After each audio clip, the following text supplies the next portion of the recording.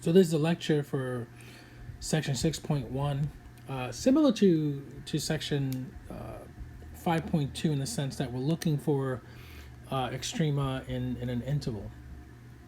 And so for the first thing that you're going to find when they give you a function is you're going to go ahead and find f prime of x, right? So here f prime of x is 3x squared minus 12x plus 9. And so we're also going to find out where is prime f prime of x equal to 0. So we're going to go ahead and factor this. And this is going to be, if we factor out of 3, it's going to be x squared minus 4x plus 3, which is just going to be 3x minus 3 and x minus 1. So then f prime of x is going to be 0 when x is equal to 1 or x is equal to 3. And so now what we're going to do is we're going to go ahead and create a table.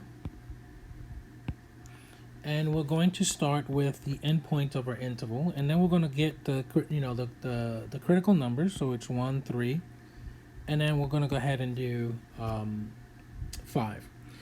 So we're going to go ahead and find the value of the function. So we're going to go ahead and find f of 0 is equal to negative 8, right? F of 1 is equal to negative 4. So we're going to plug it in back into the original function. F of 3 is equal to negative 8, so that's negative 8. And then f of 5 is equal to 12, and that's how we do that. So then this is what they call an absolute min. So it's this one, right? So this is an absolute min. And this is an absolute max. So then that's how you do the problems for 6.1. Let's jump over to number 13. So number 13, they're asking us the same information here. And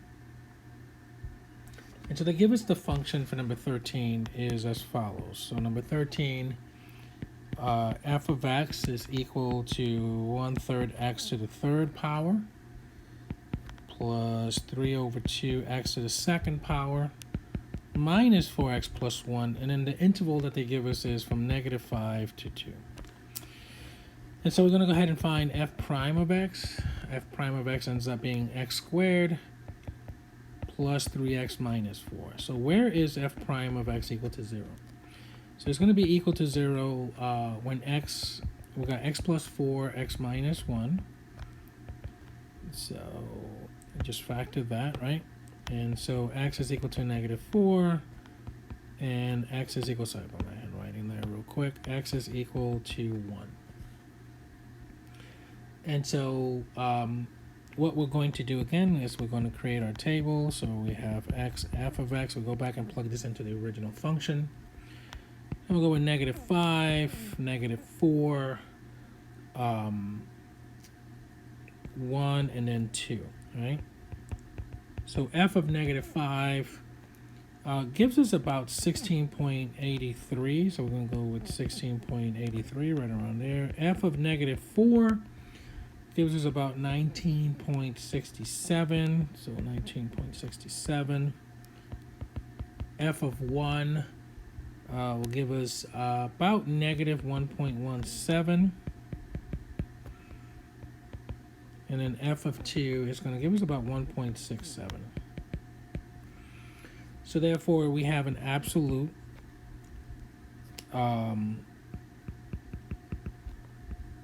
max there, and then an absolute min here for number 13. All right, let's jump over number 21. So number 21 is the same, right? So we're going to go ahead and do the same thing. So number 21, the function for number 21 is f of x is equal to x squared minus 4 to the 1/3. The interval is negative 2 to 3. F prime of x, of course, ends up being 1/3 x squared minus 4 raised to the negative 2/3 times 2x, which ends up being 2x over 3x squared minus 4 raised to the 2/3, right? So then f prime of x here is equal to 0 when 2x is equal to 0. In other words, when x is equal to 0.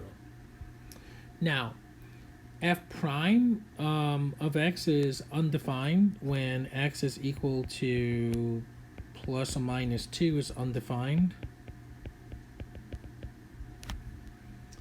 And so in this case, f of x is defined in these two values of negative 2 and 2.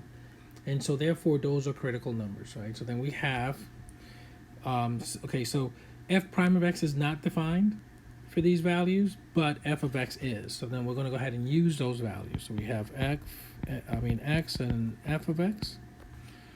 So we're going to have negative 2, right?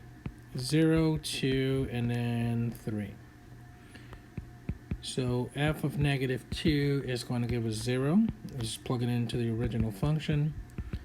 F of 0 is going to be negative 1.58, about that, or 9. F of 2 is going to be 0, so that's going to be 0. And then f of 3 is going to be about 1.7, right around there. So this is an absolute max, and this is an absolute min for number 21. So we're going to go ahead and look at number 25. Number 25 is the same type of problem here. So let's look at 25. So again, here they give us f of x is equal to x squared minus 8. Actually, minus 8 natural log of x, right? And we're looking at the interval of 1, 4. F prime of x just ends up being 2x minus 8 over x, right? And so f prime of x is equal to 0 when 2x minus 8 over x is equal to 0. So this means 2x is equal to 8 over x. 2x squared is equal to 8, right? X squared is equal to 4, so x is equal to plus or minus 2. Now, negative 2 is not in the interval, so then we going to ignore negative 2, right?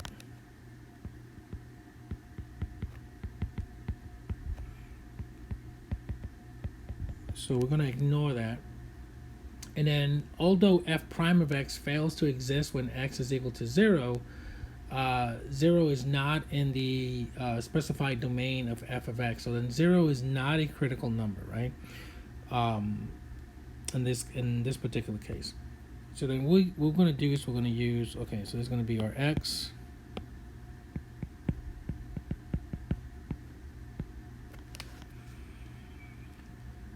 And so we're just going to use 1, 2, and 4, because those are the only values that we have in this particular case. Again, f prime of x fails to exist when x is equal to 0. Now, although it's not in the domain, we don't use it. It's not a critical number, if you will. So f of 1 is equal to 1. F of 2 is about negative 0.5, negative 1.5, sorry. And then f of 4 is about 4.9. So then this is an absolute min, and this is an absolute max, and that's number 25. So if we jump over to number 43, 43 looks like it's a word problem. So let's go turn the textbook over to number 43. So number 43 says a total profit P of X in thousands of dollars from the sale of X 100,000 automobile tires is approximately by. So let me do 43 here. So here we have P of X is equal to negative X to the third plus 9x squared plus 120x minus 400, and then x is greater than or equal to 5. So it says find a number of 100,000 of tires that must be sold to maximize profit, and then find the maximum profit.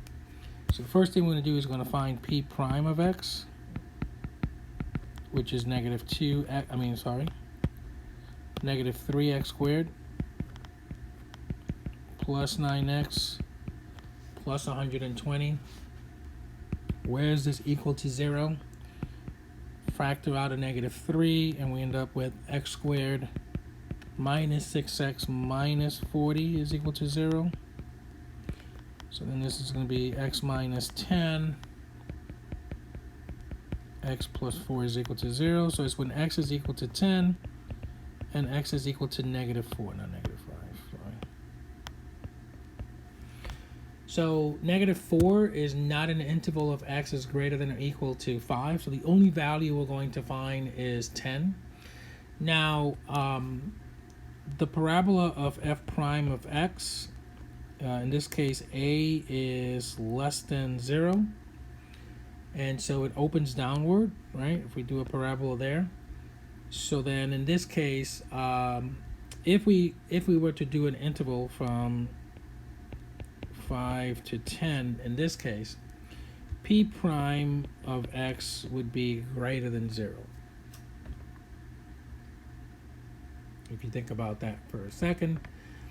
And then, so basically, the intervals that we have here would be 5 to 10, because it's greater than 5, and then 10 to infinity, right? So you pick a test point there. And also then, in this case, p prime of x is less than 0.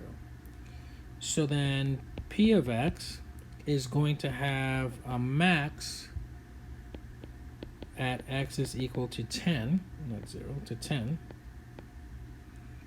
And so since 10 is measured in 10 hundredths thousand, so that's going to be 1 million tires. Must be sold to get maximum profit. So then P of 10 is equal to 700, which turns out to be $700,000 is the max profit for this particular one. So again, find p prime of x. The interval is really 5 to infinity. So this is equal to x to 0. Sorry, when x is equal to 10, x is negative 4. Negative 4, we will nix it. We'll use 10, so we create our two intervals, 5 to 10, and then 10 to positive infinity, right? Because we're splitting up this interval here. And then we just find the values, test values, and then this is what we get.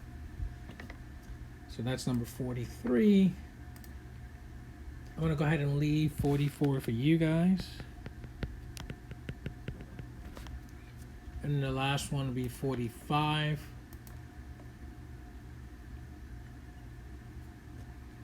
And I'm actually going to skip 45. And so we're going to go ahead and end 6.1.